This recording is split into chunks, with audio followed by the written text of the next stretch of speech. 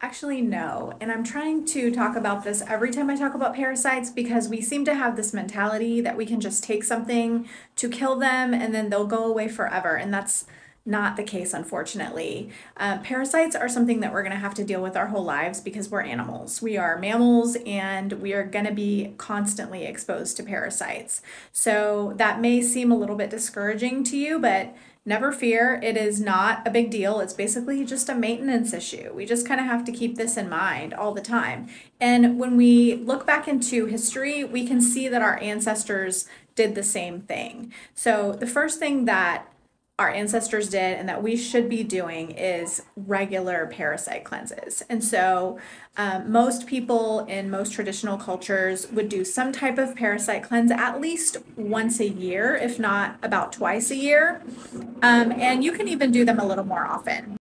I always say the best time to do them is during the full moon. I don't do them every full moon, so I'm not doing them like once a month or anything. Potentially, you have the opportunity to do them around once a month to get the best effect. And I've done another TikTok on why to do parasite cleanses during the full moon and why that's the most effective way to do it. So definitely go back and watch that if you didn't see it and then you want to know more about that. But basically, I probably do them. Let's say I think I would do anywhere between like 2 to 4 times a year. So like maybe once a quarter or so.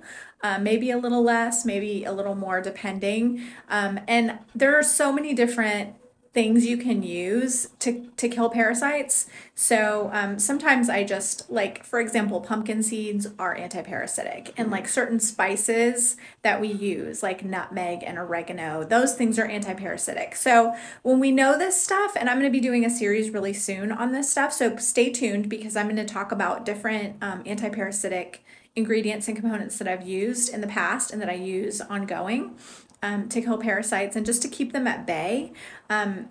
So just stay tuned for that because that's coming up. But the thing we need to keep in mind is that we just want to constantly foster good gut health. We want to be very proactive about keeping ourselves as healthy as we can. Most of our immune system is in our gut anyway. So we should all be very proactive about gut health. And that includes the diet that we eat every single day. That includes the supplements that we take, the sugar that we consume, even stuff like even stuff like body care and like our air quality and the quality of the water that we drink, all of these things are factors, right? Because there's hormone disruptors, there's things that affect our gut health that we just need to pay attention to. So